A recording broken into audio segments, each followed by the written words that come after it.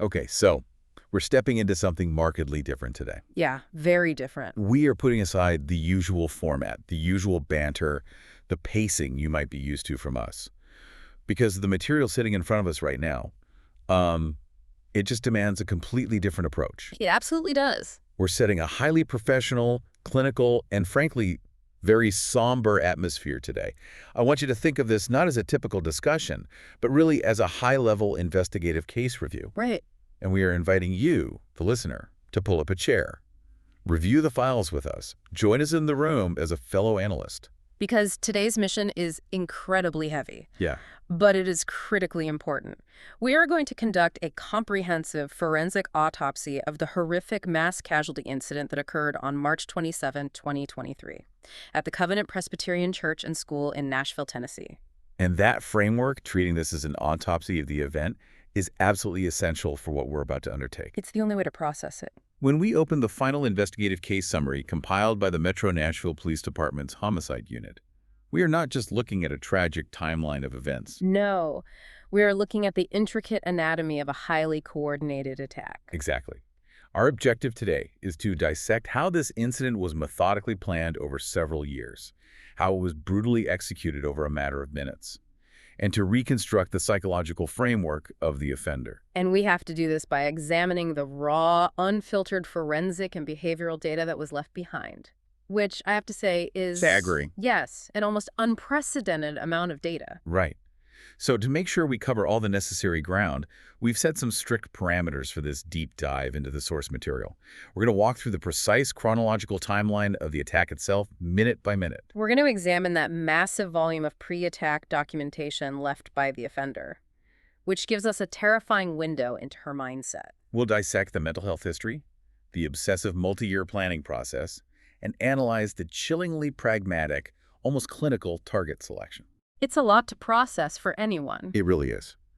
But to truly understand the why and the how of targeted violence, you have to look at the facts completely impartially. Exactly. And speaking of impartiality, we need to state right up front that our role here is to objectively report on the content provided in the official summary. We're not endorsing any viewpoints. No, we are not taking sides on any broader societal debates, and we are not interjecting personal politics. We're simply conveying the facts and findings exactly as they were documented by the investigative team. Right. And just for clarity, and to align with the official police report, which cites Tennessee law regarding biological sex, the offender will be referred to using female pronouns throughout our analysis. While noting, of course, that the report acknowledges the offender identified as male in life. Right. Grounding our analysis entirely in the documented evidence is really the only way to approach this. So to truly understand the mechanics of this tragedy, we have to start by looking at the chronological anatomy of the attack, beginning with the preparation phase. Yeah. The timeline of that morning is highly revealing of the offender's state of mind. If we look at the exact chronology, at approximately 8 a.m. on March 27, 2023, the offender left her residence. And when she walked out the door, she was carrying a large duffel bag and a backpack. Packed inside those bags were 3 very specific firearms. Right. A Leadstar Grunt 15 AR pistol, a Keltec Sub 2000 9mm carbine, and a Smith & Wesson M&P Shield 9mm pistol. Along with those weapons, she carried an immense amount of ammunition, tactical gear, and in a detail that is just incredibly difficult to process. Her childhood stuffed animals. Yeah, her stuffed animals. That specific detail.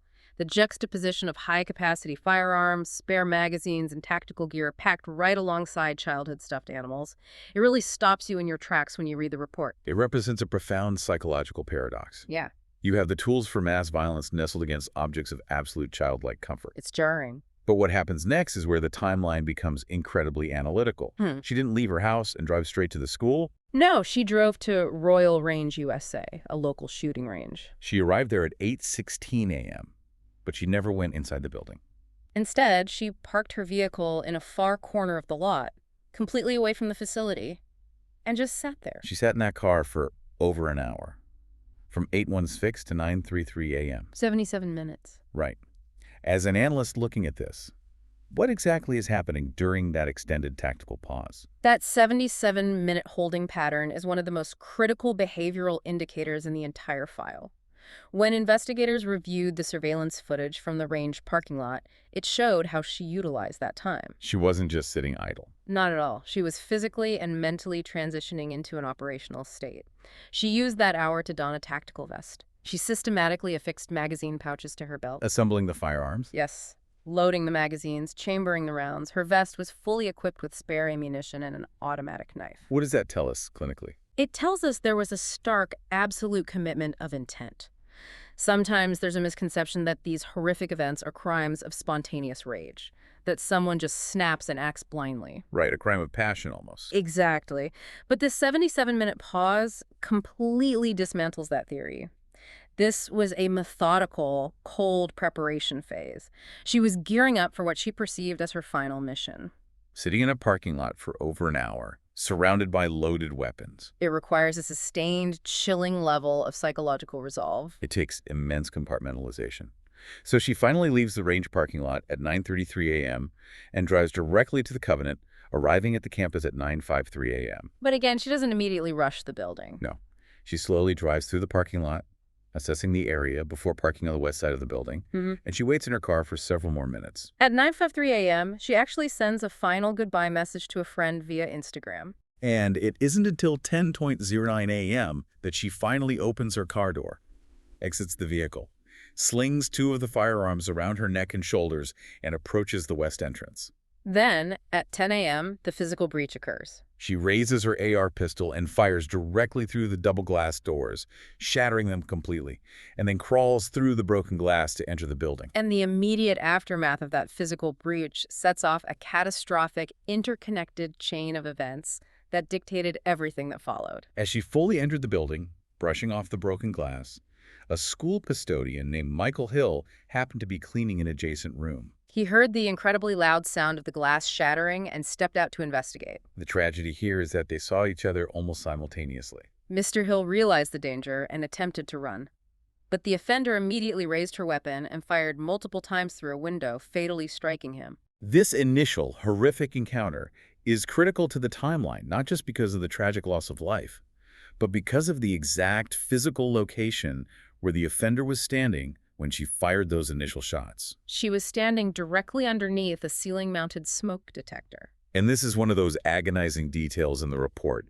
It shows how standard mechanical building systems can have completely unintended, devastating consequences during an active killer event. The gun smoke from the AR pistol, which was substantial, it drifted directly upward and triggered the building's fire alarm system. That is the turning point of the entire timeline. It really is. The activation of that fire alarm initiated two simultaneous, critical, automated responses within the school's infrastructure. First, per state fire codes, Right.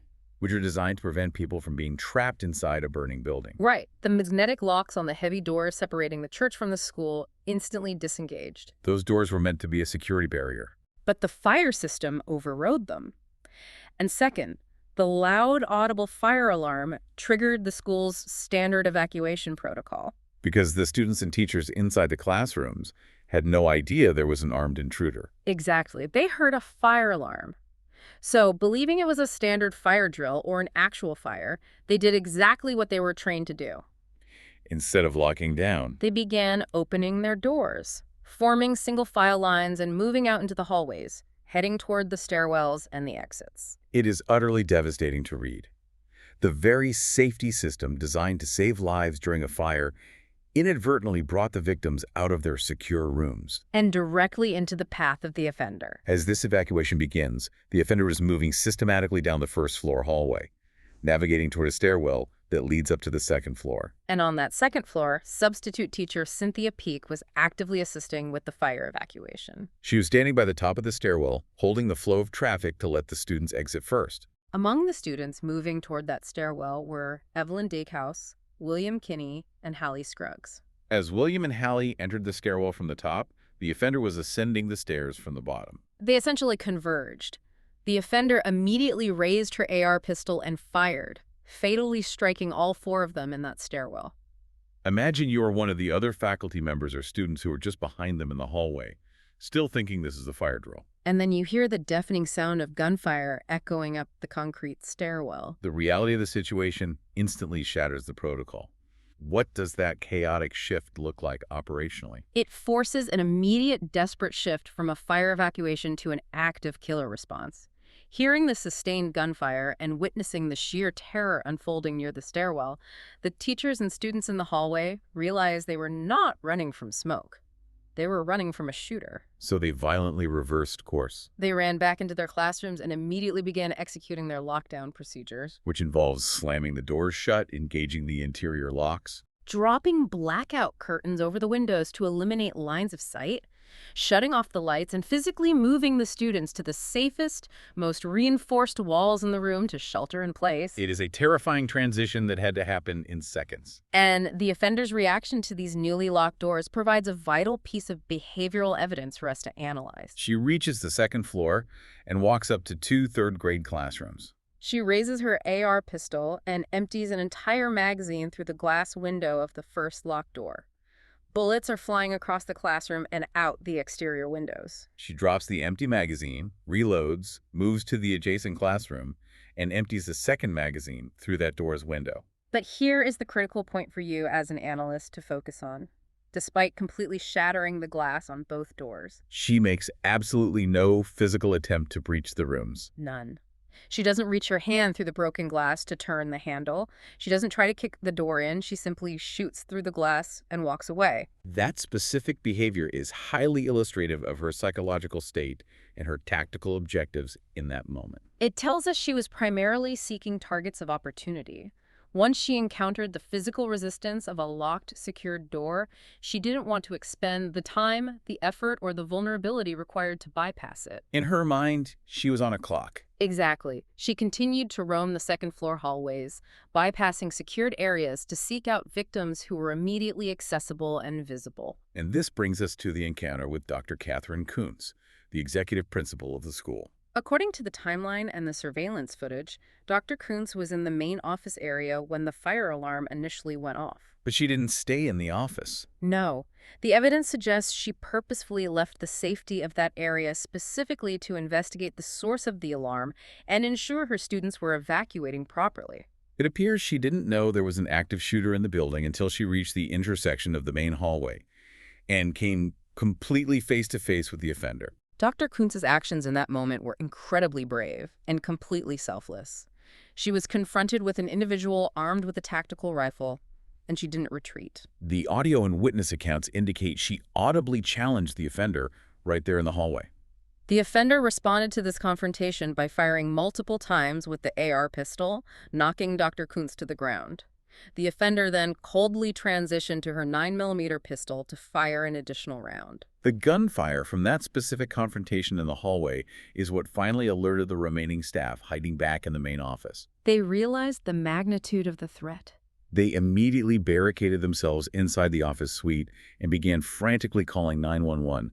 The timeline is moving incredibly fast at this point. The offender leaves Dr. Kuntz and eventually navigates her way to the second-floor lobby area. This lobby features a large, expansive window that overlooks the south parking lot of the campus. And as she looks out that window, she sees the first wave of Metro Nashville police vehicles arriving on the scene. This is where her prior planning really manifests. Taking up a sniper-like, elevated position at that second-floor window, she shoulders her weapon and opens fire downward onto the arriving police vehicles. This action forces the responding officers in the parking lot to take immediate cover behind their cruisers. But tactically, it was a massive error on her part. Why? By firing out the window, she essentially broadcasted her exact location to the other officers who had already made entry into the first floor of the building. Guided by the booming sound of her gunfire echoing through the halls. Exactly. A team of officers rapidly converges on the stairs and pushes into the second-floor lobby. Between 10:22 and 10:24 a.m., police engage the offender, firing multiple rounds and successfully neutralizing her. By 10:25 a.m., the immediate threat is eliminated. The building is deemed secure from the active shooter, and the agonizing, chaotic process of medical evacuation and triage begins. From the moment of the breach to the neutralization, it is a harrowing 14 minutes. And normally, in the aftermath of a mass casualty event like this, investigators are left grasping at straws.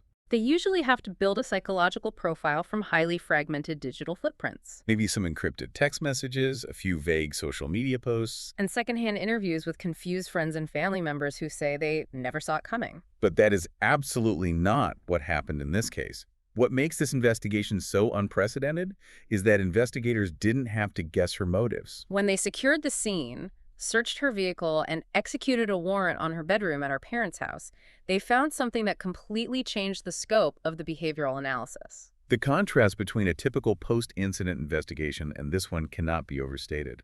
The crime scene investigators and detectives recovered a massive, almost overwhelming trove of forensic evidence. We are not talking about a few scattered notes. No. We are talking about 16 composition notebooks, Hmm. totaling exactly 1,299 pages of handwritten text. 7 physical sketchbooks, a middle school yearbook dating back to the 2009-2010 school year, several VHS tapes, 8 thumb drives holding nearly 380 gigabytes of digital data, 6 cell phones, right. 3 laptops, and carefully mapped out Google Drive accounts. Imagine you're an investigator walking into that bedroom looking for a clue, and instead you find an entire unabridged autobiography of a descent into mass violence. 12,299 pages of handwritten, college-ruled text. And the physical nature of these notebooks is deeply disturbing to visualize. The police report details how the covers of these composition books were highly decorated. They were adorned with childlike stickers, colorful ribbons, buttons, and hand-drawn pictures. They look like something a middle school student would use for a creative writing class. But inside, densely packed edge-to-edge in meticulous handwriting, were severe homicidal ideations, highly detailed tactical diagrams of school layouts, and specific hit lists. The psychological dissonance between the exterior of those notebooks and the interior contents is horrific. It is a stark representation of profound cognitive dissonance, but it also speaks to a meticulous, almost obsessive-compulsive need to document her own psychological deterioration. These journal entries weren't just a brief manic episode. They spanned an incredible length of time, from August 30, 2017, all the way up to the very morning of the attack on March 27, 2023. She provided dates for nearly every entry, gave them specific titles, and chronicled her daily thoughts, her festering anger, and her evolving tactical planning.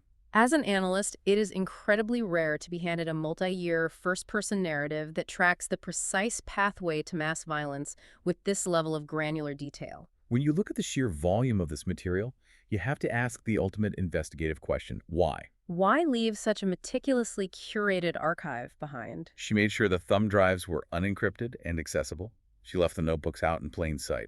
This wasn't a hidden stash that investigators accidentally stumbled upon. It was a deliberate presentation. If we look at the behavioral profile built by the BAU, this action points directly toward a profound pathological narcissism and a desperate desire to control the post-mortem narrative. She didn't want to just commit a horrific act of violence and fade into obscurity. She deeply desired to be studied.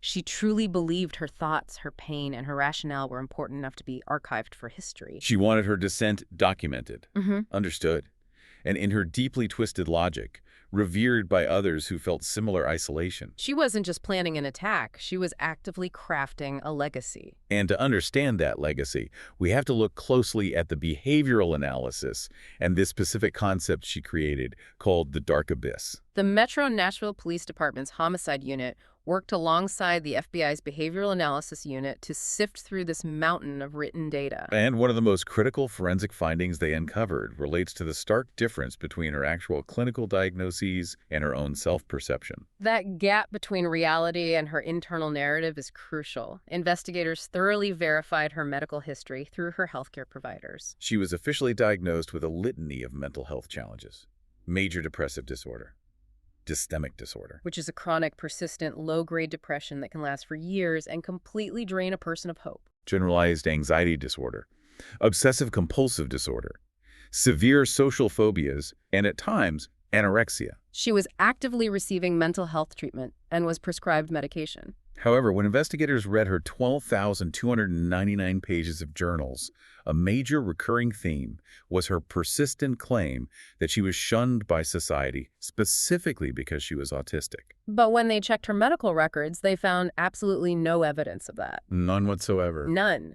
Despite her repeated insistence in her writings that she was a victim of societal rejection and bullying due to autism, There was no official medical diagnosis of autism spectrum disorder anywhere in her history. Furthermore, and this is a vital point for threat assessment, despite the horrific and seemingly irrational nature of her plans, there was absolutely no evidence of clinical psychosis. She was not experiencing auditory hallucinations. She was not detached from reality in a legal or clinical sense. She knew exactly what she was doing, what the consequences were, and the moral weight of her actions. This perceived victimization, this entirely internal narrative she built, that society had unfairly cast her out because of a condition she didn't officially have.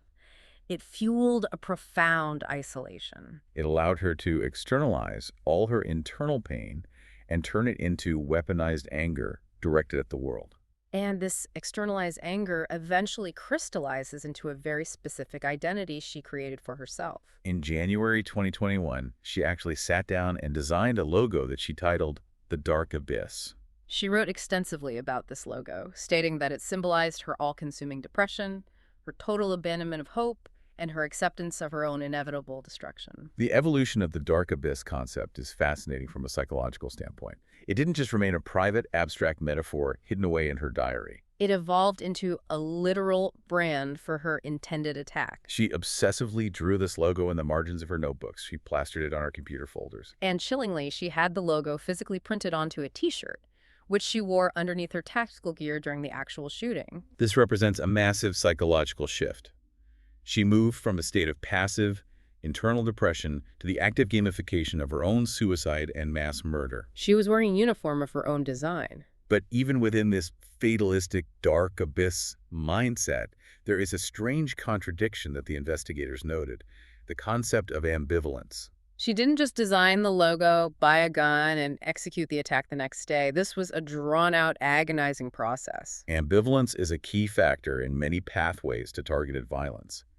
Despite her incredibly fatalistic writings and the branding of her depression, the timeline shows that she repeatedly set and then postponed her attack dates. She didn't entirely want to die. She actively sought off-ramps from this dark path. Over the years of her planning, she managed to graduate from college. She sought and obtained gainful employment. She engaged with friends, played sports, and participated in family events. A part of her psychology was desperately looking for a reason to live, a normal avenue of existence that would provide her with a sense of purpose and belonging. But when those normal avenues of life failed to provide the profound relief or the sense of significance she was desperately looking for, she rigidly snapped back to her violent plans. It's almost as if the planning itself was her safety blanket, a way to exert control over a life she felt was spiraling. Which brings us to the obsessive multi-year planning process. When you read the summary of the digital data, it becomes clear this wasn't just a fantasy.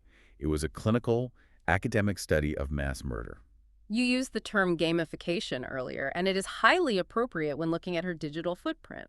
The data recovered from her 8 thumb drives and 3 laptops showed that she compiled massive, highly detailed dossiers on historical mass killers. Using Adobe Photoshop, she created intricate, multi-page documents.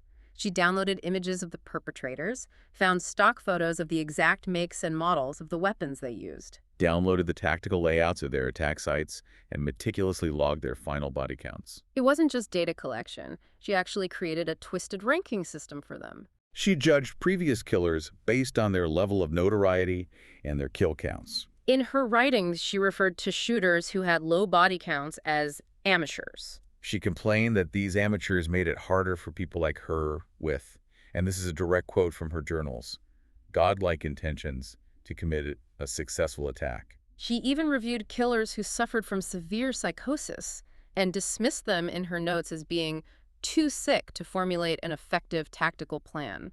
That extreme analytical detachment from the human cost of these events is a hallmark of her pathology. She wasn't just reading about them out of morbid curiosity. She was studying them to refine her own operational strategy. She looked at their failures to ensure she wouldn't repeat them. And amidst all this obsessive research into dozens of incidents, one specific event held an overarching, almost religious fixation for her. The 1999 attack at Columbine High School. The Columbine obsession. It is a recurring theme in so many of these cases. She explicitly viewed the perpetrators of that attack as gods. But why?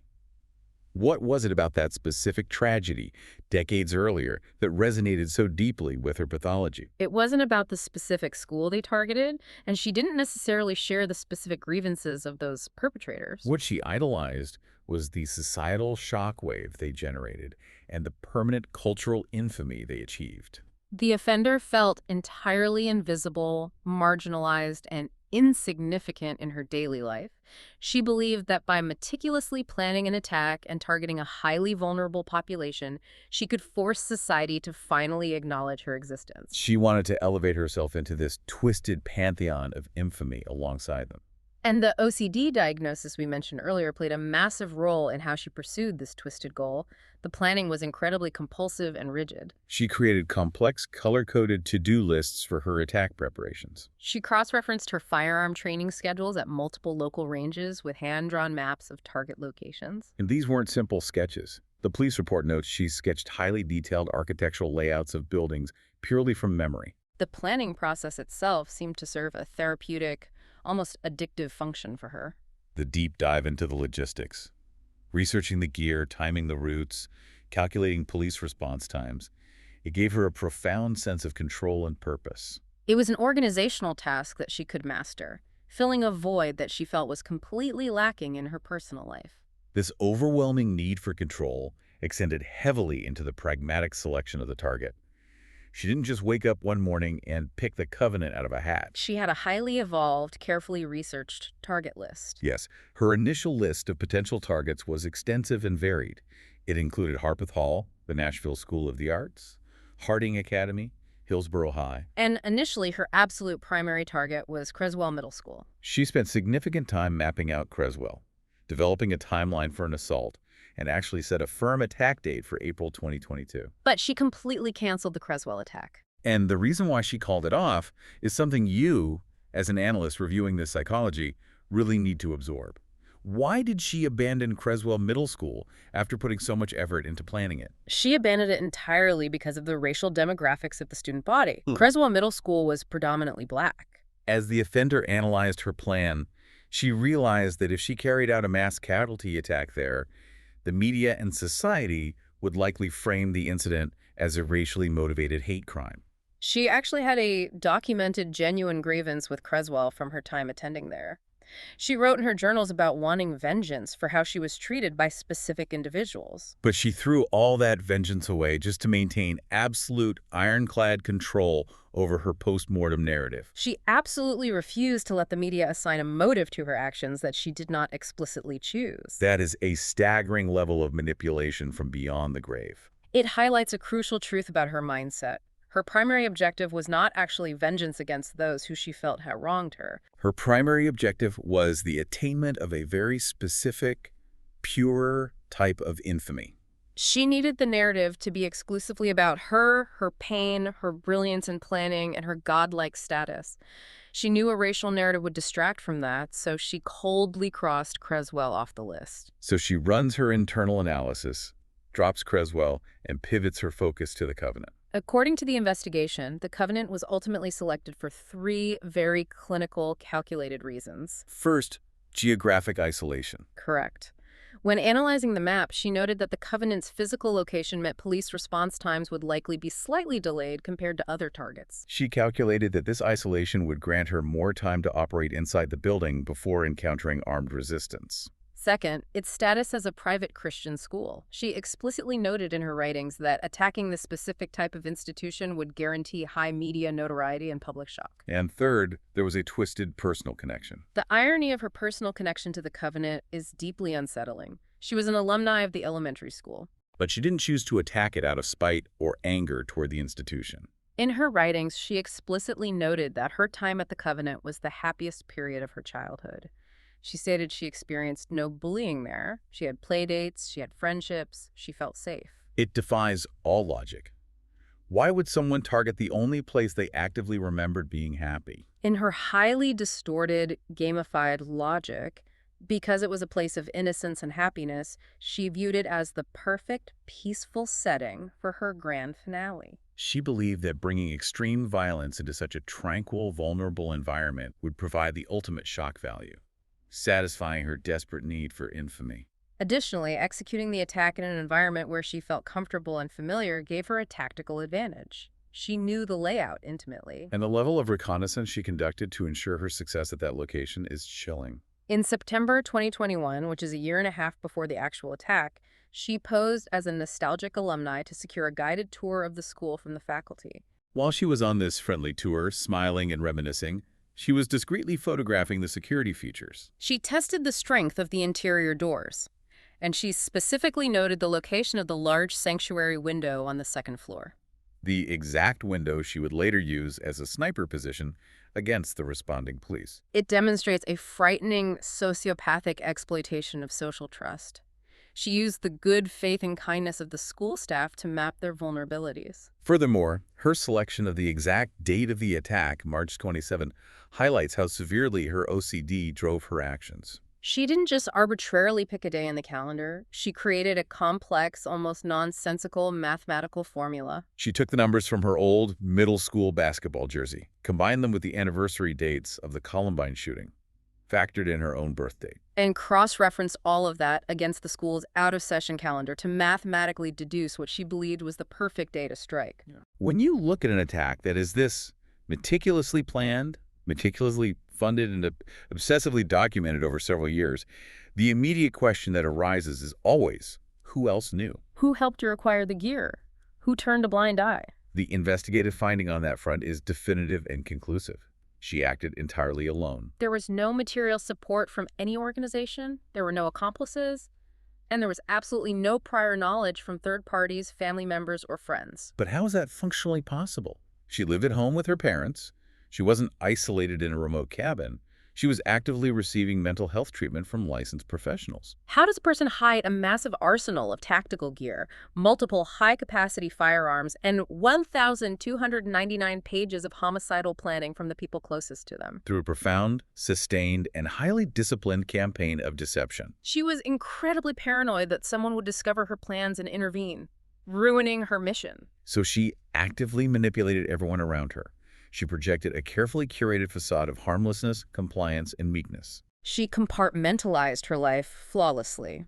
Her family certainly knew she struggled deeply with mental health and depression, but she masked the violent ideations completely. Reading the file, there was one terrifying moment where the mask almost slipped, and it shows just how adaptable she was. In April 2021, during a standard therapy session, she accidentally let it slip to her therapist that she owned a rifle. The therapist, knowing her severe history of depression and suicidal ideations, immediately and vehemently objected, telling her it was entirely unsafe for her to have access to firearms. In a functioning system, that should have been the turning point. That should have triggered an intervention. But instead of getting caught or surrendering the weapon, the offender simply adapted her behavior. She learned a highly valuable lesson about operational security in that moment.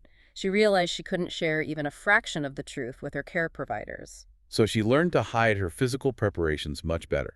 She went on to legally, yet highly secretively, procure multiple additional firearms. Hiding them in her home inside duffel bags. All while continuing to attend therapy, nodding along, and perfectly playing the role of the compliant, harmless patient. It is a terrifying masterclass in manipulation. Okay, let's pull all of this complex data together and synthesize this case review. We've gone through the minute-by-minute timeline, The horrific mechanics of the fire alarm, the overwhelming forensic evidence, Dipper, the psychology of the dark abyss. the obsessive planning, and the absolute chilling deception. What are the key takeaways you should be walking away with today as an analyst? First and foremost, we have to dispel the myths.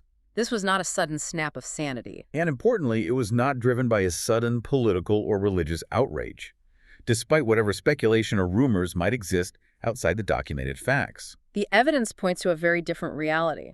The documents paint a clear, undeniable picture of a slow, multi-year, obsessively gamified descent into what the offender termed her dark abyss. It was executed by a highly organized, deeply depressed, and intensely narcissistic individual who sought infamy as a twisted, violent cure for her own profound sense of insignificance. The value of studying this massive forensic footprint cannot be overstated, even though it is incredibly difficult to process. We rarely get an unfiltered, comprehensive look into the daily mechanics, the target selection process, and the tactical preparation of targeted violence directly from the offender's own perspective. It is a dark gift to the field of threat assessment.